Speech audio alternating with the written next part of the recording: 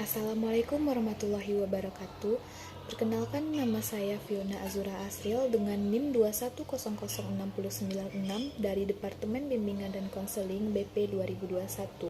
Baiklah, di sini saya akan menjelaskan materi tentang konsep dasar administrasi kurikulum. Adapun subpembahasannya yaitu yang pertama tentang pengertian kurikulum dan administrasi kurikulum, yang kedua tentang proses administrasi kurikulum, dan yang terakhir peran guru dalam administrasi kurikulum. Baiklah, langsung saja masuk ke materi pertama yaitu tentang pengertian kurikulum. Menurut Huda Rohmadi 2012, kurikulum berasal dari bahasa Yunani yaitu kurir yang artinya pelari dan kurari yang berarti tempat berpacu.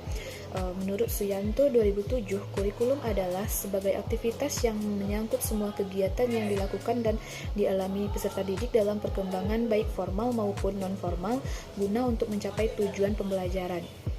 Sedangkan menurut Emulyasa 2008, dalam kurikulum tingkat satuan pendidikan mengatakan bahwa kurikulum ini adalah seperangkat rencana dan pengaturan mengenai tujuan, kompetensi dasar, materi standar, dan hasil belajar, serta cara yang digunakan sebagai pedoman penyelenggaraan kegiatan pembelajaran untuk mencapai kompetensi dasar dan tujuan pendidikan.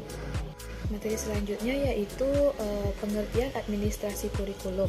Administrasi kurikulum ini adalah proses kegiatan yang direncanakan dan diusahakan sengaja dan bersungguh-sungguh serta pembinaan secara berlanjut terhadap situasi belajar mengajar secara efektif dan efisien untuk membantu tercapainya tujuan pendidikan yang telah direncanakan. Administrasi kurikulum ini juga dapat diartikan sebagai program pelayanan pendidikan yang dilaksanakan untuk mencapai tujuan-tujuan dalam pendidikan. Nah, secara operasional, kegiatan administrasi kurikulum ini meliputi 3 kegiatan pokok, yaitu yang pertama, kegiatan yang berhubungan dengan tugas guru, yang kedua, kegiatan yang berhubungan dengan tugas peserta didik, dan yang terakhir, kegiatan yang berhubungan dengan seluruh sivitas akademi atau warga sekolah atau lembaga pendidikan. Selanjutnya, materi yang kedua tentang proses administrasi kurikulum. Yang ada 4 proses administrasi kurikulum. Yang pertama yaitu perencanaan. Kurikulum harus direncanakan baik-baik sebelumnya, seperti kayak mengenai situasi belajar dan semua murid di semua sekolah tingkat tertentu itu mempunyai kurikulum yang seragam.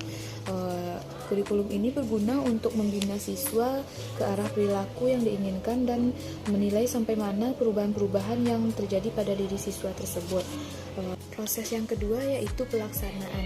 Pelaksanaan kegiatan-kegiatan yang dilakukan guru dalam pelaksanaan kurikulum di sekolah meliputi yang pertama penyusunan program bulanan, penyusunan program belajar mengajar, pelaksanaan proses belajar mengajar, dan yang terakhir kegiatan ekstrakurikuler.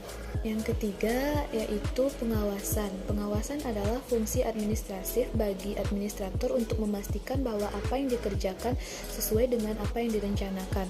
Pengawasan itu meliputi pemeriksaan apakah semua berjalan sesuai dengan yang rencana yang dibuat, atau instruksi-instruksi yang dikeluarkan dan prinsip-prinsip yang telah ditetapkan.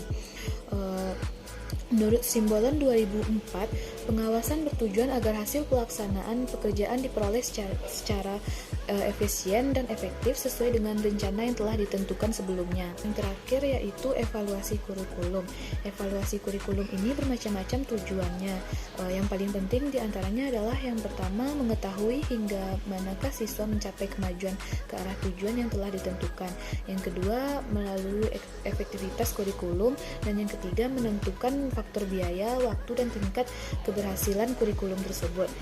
Karena seringkali kita lihat bahwa kurikulum dirombak tanpa evaluasi yang sistematis. Jika evaluasi diadakan secara terus-menerus, mungkin tak perlu kurikulum diganti seluruhnya, akan tetapi dapat senantiasa diperbaiki saja dan disempurnakan serta disesuaikan dengan perkembangan zaman. Materi selanjutnya yaitu tentang peran guru dalam administrasi kurikulum. Ada 4 peran guru dalam administrasi kurikulum, yaitu yang pertama, implementers. Dalam hal ini, guru berperan untuk mengaplikasikan kurikulum yang sudah ada. Dalam melaksanakan perannya, guru ini hanya menerima berbagai kebijakan perumus kurikulum.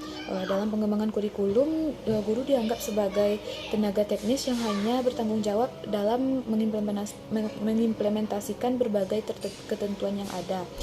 Yang kedua, adapters. Guru sebagai penyelaras kurikulum dengan karakteristik dan kebutuhan siswa dan kebutuhan daerah.